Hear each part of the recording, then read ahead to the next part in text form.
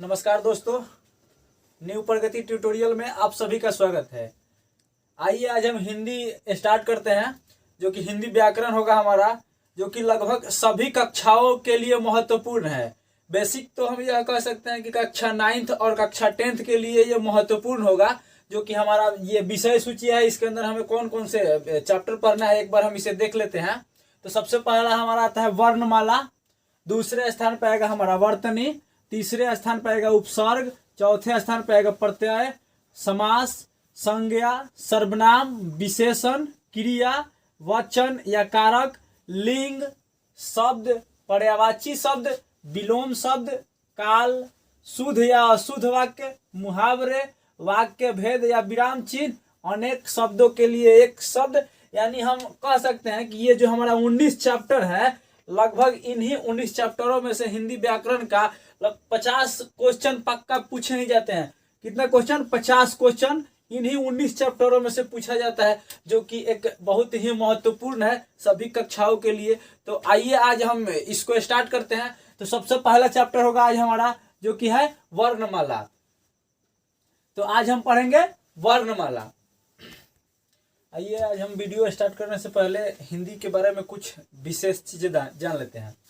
जैसे कि हिंदी का विकास क्रम यहाँ पर लिखा हुआ है, लेकिन हिंदी जो हमारा है विश्व का, हिंदी है हमारा एक विश्व का प्रमुख भाषा है, जो कि भारत का राष्ट्रभाषा नहीं, भारत का राज्य भाषा है। हिंदी हमारा विश्व का एक प्रमुख भाषा है, जो कि भारत का राष्ट्रभाषा नहीं, एक राज्य भाषा है। और हिंदी लगभग 3000 भाषाओं में से एक है। हिंदी लगभग 3000 भाषाओं में से एक है। तो आइए आज हम जानते हैं हिंदी का विकास क्रम कैसे हुआ। तो हिंदी संस्कृत के पाली शब्द, हिंदी का विकास सबसे पहले संस्कृत, संस्कृत के बाद पाली, पाली के बाद प्राकृत, उसके बाद अपभ्रंश, अपभ्रंश के बाद अवहट, अवहट के बाद प्राचीन या हम प्रारंभिक हिंदी या आधुनिक हिंदी इसे कह सकते हैं। जैसे कि हम कहते हैं कि हिंदी मुख्यतः फारसी का भाषा है। ये बात बिल्कुल बहुत सारे किताबों में प्रमाणित देखने को मिलता है कि हिंदी जो है कि एक फारसी का भाषा है, ना कि इंडिया का है। क्योंकि हिंदी वैसे ही है जैसे कि बच्चा किसी और के घर जन्म ले और नामकरण उसका कोई पड़ोसी करे, बिल्कुल हिंदी का स्थिति वही है। अभी तक ना हिंदी का कोई प्रमाणित भाषा मिला है और ना कोई उदाहरण इसका प्रॉपर मिला है। क्योंकि जो भी हिंदी के विद्वान हैं या लेखक हैं, वो अपना अपना विचार या अपना अपना मत अलग अलग भाषाओं अलग अलग तरीके से देते हैं। तो आइए आज हमारा जो चैप्टर था वर्णमाला, उसे अब हम स्टार्ट करते हैं। आज हम देखते हैं वर्णमाला। वर्णमाला यानी वर्णों की समूह को हम क्या कहते हैं? वर्णमाला। यानी वर्णों की व्यवस्थित समूह को हम वर्णमाला कहते हैं। तो इससे पहले हम जानते हैं कि वर्णमाला की उत्पत्ति कैसे हुआ। तो सबसे पहले हमारा जो संस्कृत की भाष शब्द से भाषा का उत्पत्ति हुआ। संस्कृत के भाष शब्द से भाषा का उत्पत्ति हुआ, जिसका अर्थ होता है बोलना। यानी जिसका अर्थ होता है बोलना। तो सबसे पहले हमारा हुआ भाषा। भाषा के बाद, यानी भाषा के बाद जो हमारी छोटी इकाई है वो है वाक्य। वाक्य के बाद क्या है? उपवाक्य। उपवाक्य के बाद क्या है? पदबंध। पदबंध के बाद आता है हमारा पद, यानी इसको हम शब्द कहते हैं। शब्द के बाद क्या आता है? हमारा अक्षर। और अक्षर के बाद हमारा आता है ध्वनि या वर्ण। तो हमें यहाँ अक्सर देखने को मिलता है कि वर्ण भाषा की सबसे छोटी इकाई, भाषा की सबसे छोटी इकाई को क्या कहते हैं हम? वर्ण। यानी भाषा की जो हमारी सबसे छोटी इकाई है उसे हम क्या कहते हैं? वर्ण। उससे पहले हमारा था क्या? शब्द के बाद अक्षर। तो अक्षर की छोटी इकाई ध्वनि या वर्ण थी ना। तो जैसे एक शब्द ले लेते हैं हम, एक शब्द ले लेते हैं राम। तो राम जो हमारा है ये 2 शब्दों से मिलकर बना है। राम जो है 2 शब्दों से बनकर मिला है।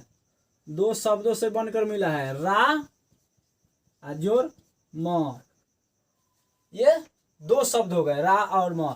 लेकिन यदि हम इसे वर्ण में विभाजित करेंगे, इसे यदि हम वर्ण में बांटते हैं या वर्ण के हिसाब से देखते हैं, तो यह हो जाएगा हमारा 4। यानी 4 वर्णों से मिलकर जो हमारा राम शब्द बना है वह 4 वर्णों से मिलकर बना है।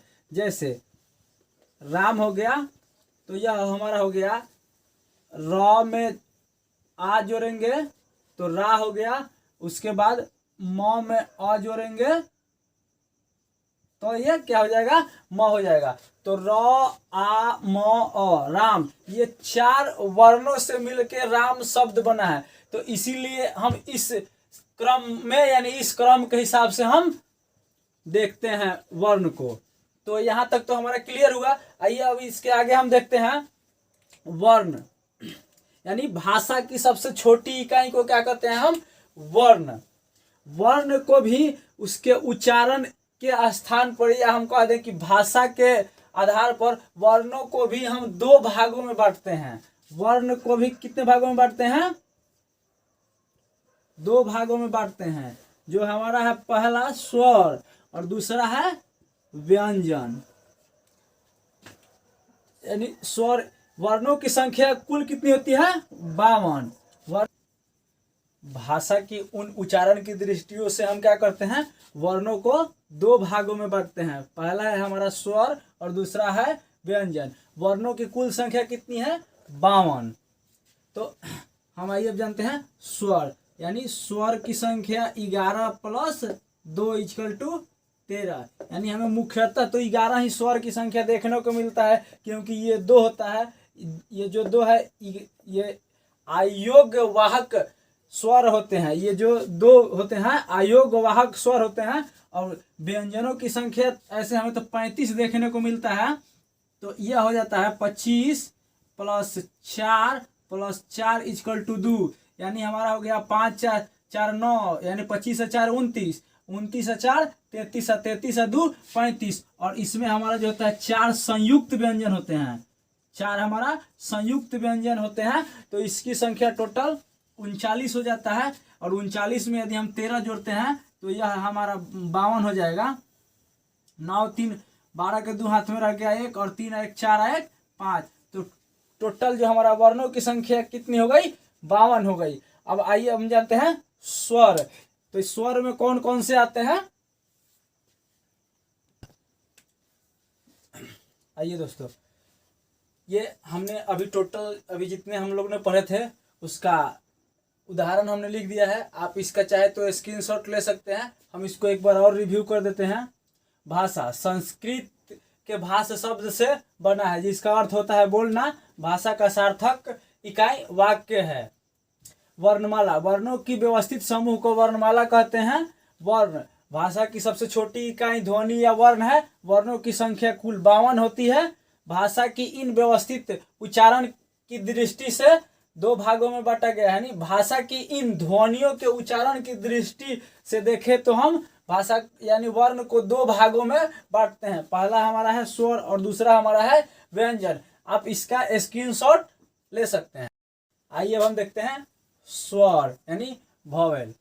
तो स्वर हम उसे कहते हैं जिसके उच्चारण में हमें अन्य वर्णों की सहायता नहीं लेना पड़े, यानी स्वतंत्र रूप से जिसकी उच्चारण हम कर पाए उसे हम स्वर कहते हैं।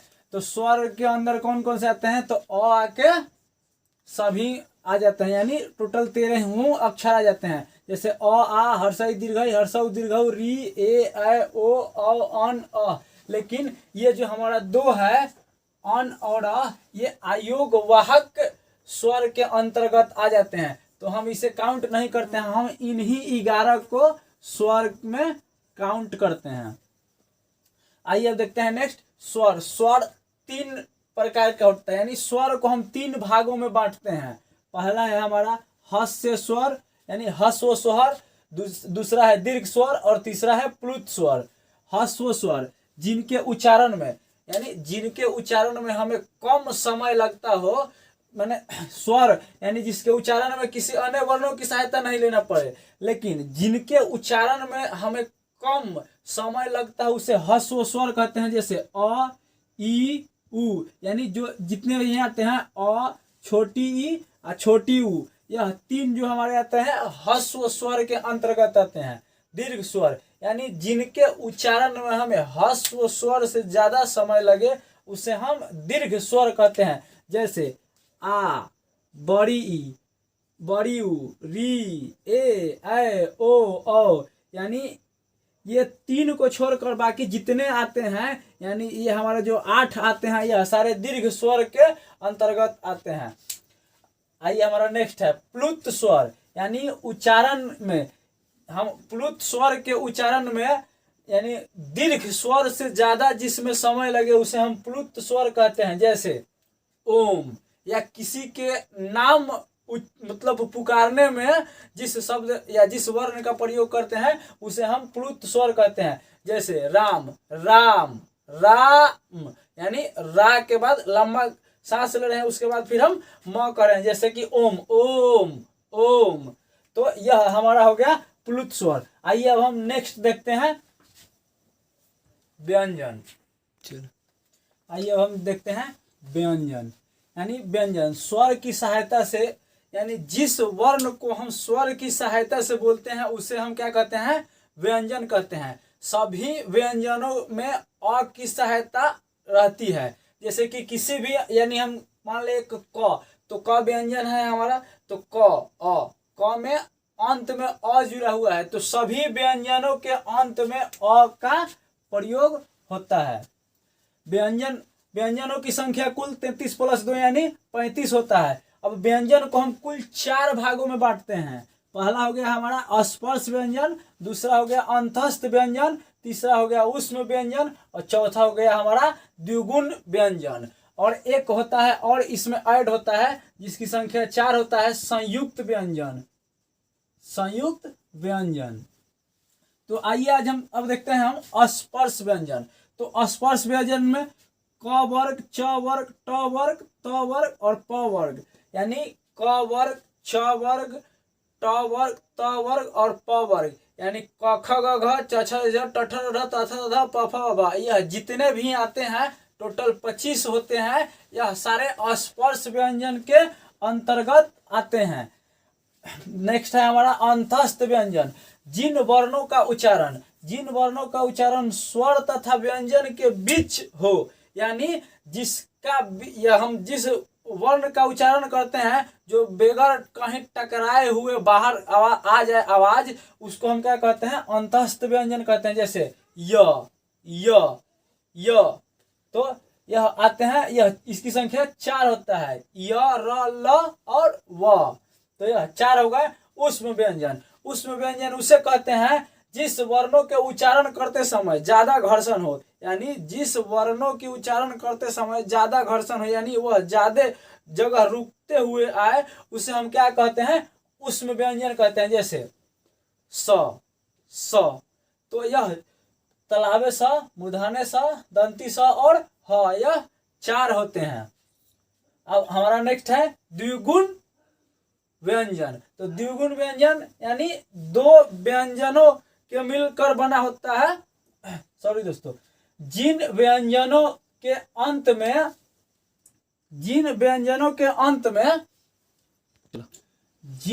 व्यंजनों के नीचे अनुस्वार का प्रयोग किया जाता है उसे हम क्या कहते हैं? द्विगुण समास कहते हैं, द्विगुण व्यंजन कहते हैं। जैसे कि पढ़ाई,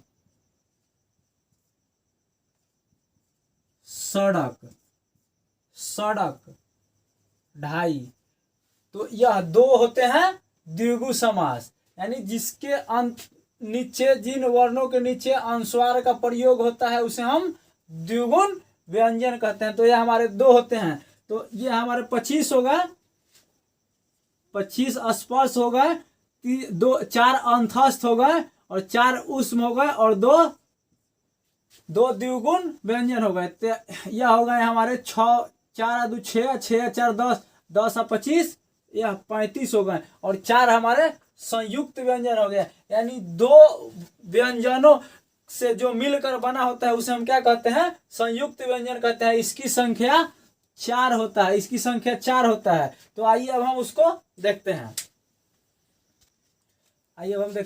संयुक्त व्यंजन, यानी 2 व्यंजनों को मिलाकर जिस व्यंजन का उत्पत्ति होता है या प्रयोग किया जाता है उसे हम क्या कहते हैं? संयुक्त व्यंजन कहते हैं। जैसे छ, त्र, ज्ञ और स्र, यानी क प्लस स को मिलाकर क्या बनता है? छ, त प्लस र को मिलाकर क्या बनता है? त्र, ज प्लस ज्ञ को मिलाकर क्या बनता है? ज्ञ, और स प्लस र को मिलाकर क्या बनता है? स्र। जैसे इसको देखिए, इंग्लिश में हमें और आसान होगा समझना। के एस एच यानी के से क, एस एच से स, ये दो व्यंजनों को मिलाकर बन रहा है। देखिए इसका टी आर ए त्र, जे वाई एन, जे से ज, वाई एन से ज्ञ, एस एच आर ए स्र। अब आइए हम देखते हैं हमारा नेक्स्ट है अघोष व्यंजन, यानी प्रत्येक स्पर्श व्यंजन के पहला जो दो होता है, स्पर्श व्यंजन में हमारा कौन कौन सा जाता है, जैसे क ख ग के सभी 5 यानी क ख ग घ अंग, तो क ख यानी प्रत्येक स्पर्श व्यंजन के पहला जो दो वर्ण है वह हमारा क्या कहलाता है, अघोष व्यंजन कहलाता है, क और ख। अब क्या आता है सघोष व्यंजन, प्रत्येक स्पर्श व्यंजन के अंतिम जो 3 होते हैं वह हमारा सघोष व्यंजन कहलाते हैं। तो क और ख को तो हमने स्पर्श व्यंजन में ले लिया, क और ख को हमने अघोष व्यंजन में ले लिया। अब बचा कौन सा हमारा 3 जो है सघोष व्यंजन, जैसे ग घ और अंग, ग घ और अंग, तो यह ग घ और अंग हमारा 3 कौन सा हो गया, यह सघोष व्यंजन हो गया। तो हमारा यह सघोष व्यंजन भी क्लियर हो गया। अब आइए हमारा नेक्स्ट रहता है अल्प प्राण, यानी जिनके उच्चारण में बहुत कम समय लगता हो, यानी जिनके उच्चारण में कम समय लगता हो हम कह सकते हैं, उसे हम क्या कहते हैं अल्प प्राण। यानी जैसे क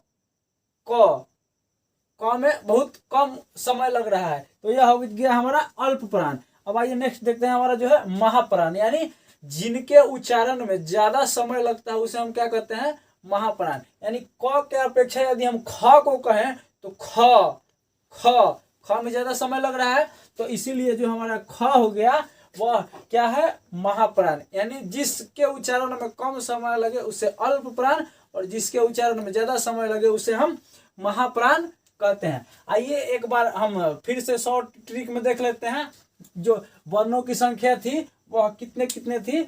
तो मूल स्वर 11 हो गए, अयोग वाहक स्वर जो हो गए हमारे 2 हो गए, यानी स्वरों की संख्या कुल 13 हो गई, और स्पर्श व्यंजन 25 हो गए, अंतस्थ व्यंजन 4 हो गए, उष्म व्यंजन 4 हो गए, और द्विगुण व्यंजन 2 हो गए, यानी 25 4 29, 29 4 33, 33 2 35, तो यह हमारा 35 हो गए व्यंजन। और लास्ट हमारा है संयुक्त व्यंजन जो कि 4 होते हैं, तो यह 4 मिलाकर टोटल 52 होगा। अब आइए हम देखते हैं, स्पर्श व्यंजन में जो हमारा रह गया था वह देखते हैं, यानी क वर्ग। तो क वर्ग में हमारा आता है क ख ग घ अंग, यानी कंठ। क वर्ग उसे हम कहते हैं जिसका उच्चारण हमें कंठ से आए, जैसे क तो स्टार्ट हमारा सबसे पहले कहाँ से होता है कंठ से, और खत्म कहाँ पे होता है ओठ से। तो क हमारा यानी हम सबसे पहले उच्चारण करके देख लेंगे। इसे हमें जो स्पर्श व्यंजन जितने हैं, स्पर्श व्यंजन यह जो 25 हैं, टोटल 25 हैं, इससे हमें याद करने की कोई जरूरत नहीं है, हम इसे बस समझ लेंगे। और समझना भी कुछ नहीं है, हम अपने आप में एक बार उच्चारण करके देखेंगे कि इसका फीलिंग कहाँ से आ रहा है हमें। जैसे क एक बार करके देखेंगे तो क यानी कंठ से स्टार्ट हो रहा है, तो इसे हम कंठ व्यंजन कहते हैं। जितने भी क वर्ग के अंतर्गत आते हैं क ख ग घ अंग, यह सारे कंठ यानी कंठ स्पर्श व्यंजन यह कंठ के अंतर्गत आते हैं। आइए उसके आगे हमारा च वर्ग, यानी च छ ज झ।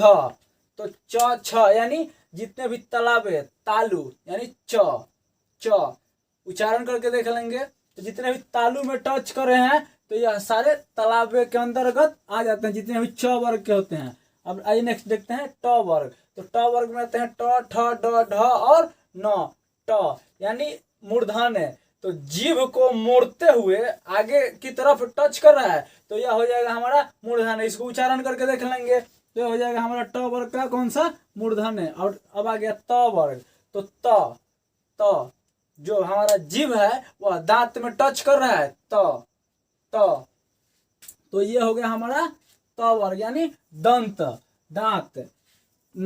लास्ट है हमारा प वर्ग, यानी प। तो हम प को उच्चारण करते हैं तो दोनों ओठ हमारे आपस में सटते हैं, तो इसे हम कहते हैं प वर्ग, यानी ओष्ठ, ओठ के अंतर्गत आता है। तो यह हमारा आज वर्णमाला समाप्त हुआ। यदि आपको यह वीडियो अच्छा लगा हो तो हमारे चैनल को सब्सक्राइब तथा वीडियो को लाइक और ज़्यादा से ज़्यादा शेयर करना ना भूलें। धन्यवाद। आप इसका स्क्रीनशॉट ले सकते हैं।